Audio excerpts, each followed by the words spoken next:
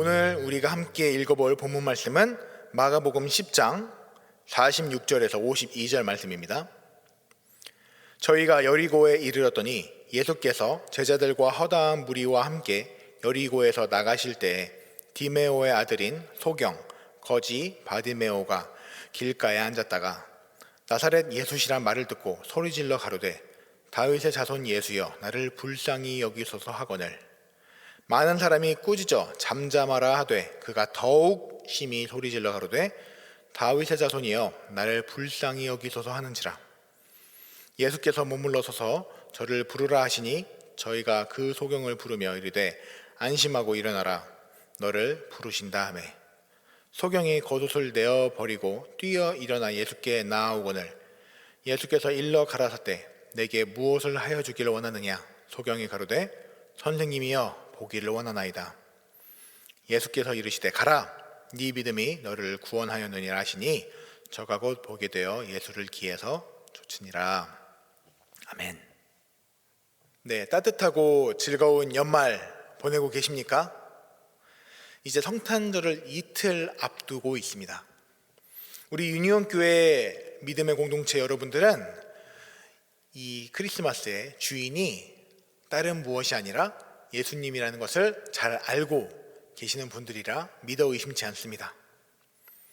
이렇게 크리스마스를 이틀 앞둔 오늘 이 시간 함께 나누어지는 이 말씀이 우리가 예수님을 더 깊이 알고 이 땅에 오신 이유, 예수님께서 이 땅에 태어나신 그것을 기억하며 나아가는 귀한 시간이 되셨으면 좋겠습니다.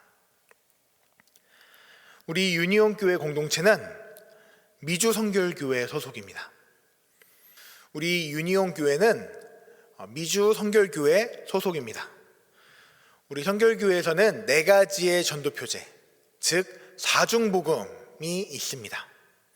바로 중생, 성결, 신유, 재림, 이 4가지가 바로 사중복음입니다. 이 중에서 우리가 오늘 살펴보았던 말씀은 신유, 즉 하나님의 신적인 능력으로 치유를 보여주시는 장면입니다. 이 교단 헌법에서는 신유, 영어로는 디바인 힐링이라고 하는 이것을 이렇게 정의합니다. 그리스도인이 하나님의 보호하심으로 신체적으로 건강하고 혹시나 신체가 병이 들어 하나님께 기도하고 나음을 입은 육신을 안전하게 하는 복음이다 라고 명시하고 있습니다. 과학과 의학이 엄청나게 발달하는 2021년에도 우리 그리스도인들은 하나님께서 우리 인간의 건강에 간섭하시며 우리의 생로병사를 주관하시고 기도하면은 들어주시고 아픈 곳을 낫게 해주시는 분이시라는 것을 우리는 굳게 믿고 있습니다. 아멘이십니까? 우리가 읽은 이 복음서에서도 예수님께서 아픈 자를 낫게 하시는 이 신적 치유의 장면을 굉장히 많이 발견할 수 있습니다. 그런데 이 예수님의 치유 사건을 우리가 조금 더 자세히 살펴보면 단순히 병자들의 신체만을 치유하신 것으로 끝나지 않습니다.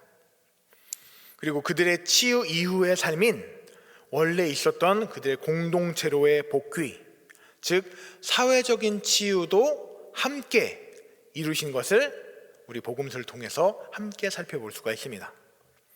오늘은 맹인 바디메오의 사건을 통해서 예수님의 신유의 특징에 대해서 함께 살펴보도록 하겠습니다.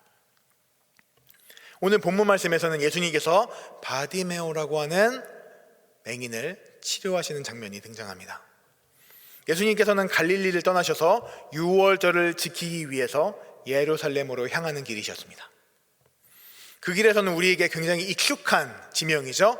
여리고라 하는 성을 지나게 되십니다. 그리고 그곳에는 오늘의 주인공인 바디메오가 살고 있죠.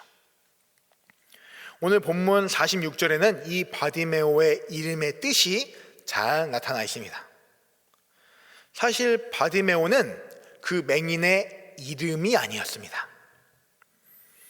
이 바디메오는 디메오로 나눌 수 있는데요, 즉 디메오의 아들이라는 뜻이었습니다. 근데 그는 무슨 일을 하고 살았나요? 어떻게 그가 살아갔나요? 누가복음에서는 그가 여리고에서 구걸하는 자라고 표현을 하고 있습니다. 이 말뜻은 여리고에서는 그 사람이 누구인지, 그 사람이 누구의 집의 아들인지 알려져 있었다라는 뜻입니다. 그러나 그는 길거리에서 구걸을 하는 자였다라고 기록되어 있습니다. 이를 통해 우리는 무엇을 알 수 있습니까? 바로 이 바디메오가 집에서 버림받고 아들로서 역할과 대접을 제대로 받지 못하는 굉장히 깊은 상처를 가지고 있는 사람이었다라는 것을 알 수가 있습니다. 2021년 현대를 살아가는 우리들은 이 장애를 가지고 살아가는 이들을 개인적으로 혹은 사회적으로 부정적인 눈으로 보지 않습니다. 왜냐하면 그들이 그렇게 장애를 가지게 된 것이 그들의 잘못이 아니라는 것을 알고 있기 때문입니다.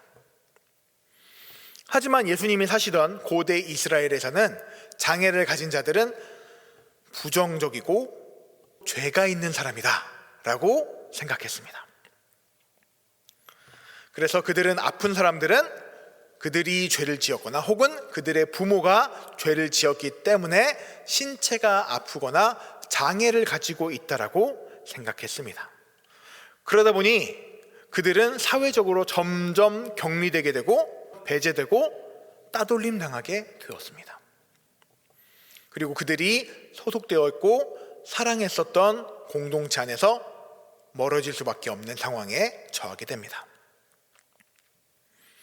오늘 본문에서는 이 바디메오가 여리고성의 누구의 아들이었는지, 디메오의 아들이었다는 것을 잘 나타내고 있습니다. 그런데 그가 구걸을 받아야 한다는 것, 즉 보호받고 사랑받아야 할 가정에서 버림받고 아들로서 대접받지 못하는 자, 바디메오의 아픔을 잘 드러낸 대목이었습니다. 그래서 그는 예수님이 여리고에 오신다는 소식을 듣고 기뻐할 수밖에 없었습니다. 그에겐 정말로 복음이었죠. 목청껏 예수님의 이름을 외칩니다. 다윗의 자손 예수여, 나를 구원하소서. 다윗의 자손 예수여, 나를 구원하소서라고 그는 크게 외칠 수밖에 없었습니다. 다른 사람의 시선, 조롱, 비난 모두 어떤 것도 그를 막을 수 없었습니다. 그는 무엇보다도 보기를 원했습니다. 단순히 보는 것, 육체적 치유에서 끝나는 것이 아니라 그는 사회적으로 자신이 원래 속했었던 가정 그리고 사랑했었던 공동체로 돌아가고 싶었습니다. 그래서 그의 외침은 더욱더 처절했습니다. 그리고 예수님께서는 마침내 그를 불러 무엇을 주길래 원하느냐 물으시자 그는 당연히 대답했죠. 주여, 내가 보기를 원합니다. 그리고 예수님께서 바디메오에게 이렇게 말씀하십니다. 52절에 가라, 너의 믿음이 너를 구원하였느니라 라고 말입니다. 그런데 이 예수님의 치유의 특징은 단순히 신체적 치유에서만 끝나지 않습니다. 그들이 사회적으로 돌아가고 복귀할 수 있도록 열심히 도우셨습니다. 즉 사회적 치유, 사회적 신유에도 관심을 가지시고 힘을 쏟으셨다는 얘기입니다. 우리는 예수님께서 10명의 문둥병자를 낫게 하신 사건을 기억하고 있습니다. 그러자 이 문둥병자에게 낫고 싶다라고 그들이 이야기하자 그들에게 뭐라고 말씀하시죠? 너희의 병이 나았다라고 얘기하셔야 되는데 그렇게 얘기하시지 않습니다. 예수님께서는 너희의 몸을 제사장에게 보여라 라고 말씀하십니다. 왜냐하면 제사장에게 몸을 보여야 그들이 나병 때문에 멀어졌었던, 배제되었었던 그들의 공동체로 돌아갈 수 있는 공식적인 선언을 제사장들에게 들을 수 있기 때문입니다. 즉 사회적 복귀, 사회적 치유가 함께 있었다는 것이지요. 그리고 그들이 그토록 예배드리고 싶었던 성전에 가서 마음껏 찬양을 할 수 있었기 때문입니다. 그뿐이 아닙니다. 예수님의 옷자락을 만졌던 혈루병 걸린 여인을 기억해 보십시오. 그 여인이 예수님의 옷깃을 만졌을 때 그녀의 병이 나았다는 것을 본인이 느꼈죠. 근데 예수님께서는 참 그냥 모른 척하고 지나가시면 될 것을 굳이 그 자리에 딱 멈춰 서셔서 누가 내 옷깃을 만졌느냐? 나에게서 힘이 빠져나간 것이 느껴졌다라고 굳이 멈춰 서서 말씀하십니다. 그리고 수많은 사람들이 보는 앞에서 그녀가 그동안 겪었던 아픔과 어려움, 그리고 완전히 치유됐다라는 이야기를 들으며 그녀가 육체적으로 치유가 되고, 그리고 모든 사람에게 자신의 아픔과 회복됐다는 이야기가 공개적으로 나가게 함으로써 사회적으로 돌아갈 수 있도록 도우셨습니다. 이것이 바로 예수님께서 치유하시는 개인적 치유와 사회적 치유가 함께 나타나는 그런 모습입니다. 우리의 모습을 살짝 돌아봤으면 좋겠습니다. 우리 유니온 교회 공동체는 서로를 위해서, 특히 아픈 자들을 위해서 함께 기도하고 중보하는 공동체입니까? 그리고 그로 인해 외롭고 소외받는 자들과 함께하는 그런 공동체입니까? 팬데믹 때문에 우리는 건강 때문에 우리의 신앙 공동체에서 멀어진 이들을 위해 기도하고 그들과 함께하는 것이 우리가 마땅히 해야 할 일입니다. 하지만 이뿐만이 아닙니다. 우리는 계속해서 예수님께서 보여주셨던 사회적 치유에 대한 이야기를 해볼 것입니다. 예수님께서 치유받은 바디메오는 어떻게 되었습니까? 예수님께서 이렇게 말씀하셨습니다. 가라! 너의 믿음이 너를 구원하였다 라고 말씀하셨습니다. 그런데 바디메오의 다음 행동은 우리가 생각하는 것과 조금 달랐습니다. 눈을 뜨고 그가 돌아간 곳은 그가 돌아가고 싶었던 가정 혹은 원래 속해 있었던 그런 공동체가 아니었습니다. 그 뒤에는 그 길에 예수를 따르니라 라고 기록하고 있습니다. 새 번역 성경에는 이 부분을 이렇게 기록을 하고 있습니다. 그리고 그는 예수가 가시는 길을 따라 나섰다 라고 말이지요. 즉 바디메오는 눈을 떴지만 자신이 속했던 가정으로, 공동체로 돌아가지 않았습니다. 아니요, 어찌 보면은 돌아가지 못했습니다. 그리고 자신을 보게 해준 예수님을 따라 나섭니다. 예수님을 따르던 제자들, 그리고 많은 사람들 사이에서 그는 자신을 치유해주고 자신을 받아주는 공동체를 따라 예수님을 따라 묵묵히 그의 길을 다시 걸어나가기 시작합니다. 우리의 모습을 다시 한번 돌아봤으면 좋겠습니다. 우리의 모습은 어떻습니까?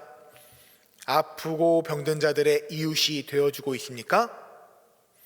우리 교회를 넘어서 우리는 아픈 자들, 어려움을 겪는 자들의 이웃이 되어주고 있습니까?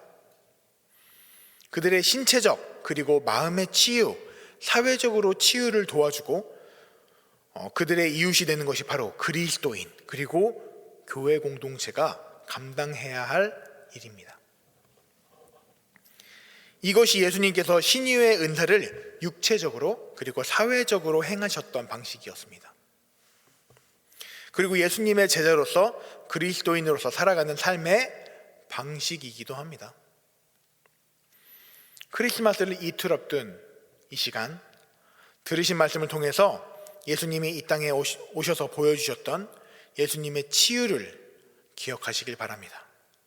그리고 육체적으로 그리고 사회적 신유를 경험하고 또 그 사랑과 신유를 우리 교우들과 이웃들에게 풍성하게 전하며 살아가는 우리 사랑하는 유니온교회 성도들 모두가 되셨으면 좋겠습니다.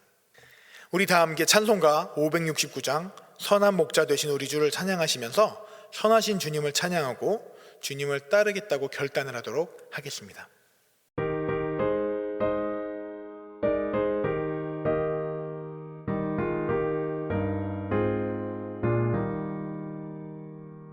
선한 목자 되신 우리 주 항상 인도하시고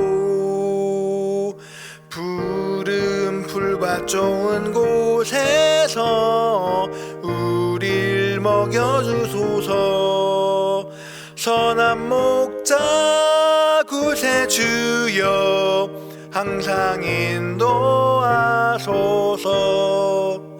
선한 목자 구세주여 항상 인도하소서. 양의 문이 되신 예수여 우릴 영접하시고 길을 잃은 양의 무리를 항상 인도하소서. 선한 목자 구세주여 기도 들어주소서. 선한 목자 구세주여 기도 들어주소서. 흠이 많고 약한 우리를 용납하여 주시고 주의 넓고 크신 은혜로 자유 얻게 하셨네. 선한 목자 구세주여 지금 나아갑니다. 선한 목자 구세주여 지금 나아갑니다. 일찍 주의 뜻을 따라서 살아가게 하시고 주의 크신 사랑 베푸사 살아가게 하소서. 선한 목자 구세주여 항상 인도하소서. 선한 목자 구세주여 항상 인도하소서.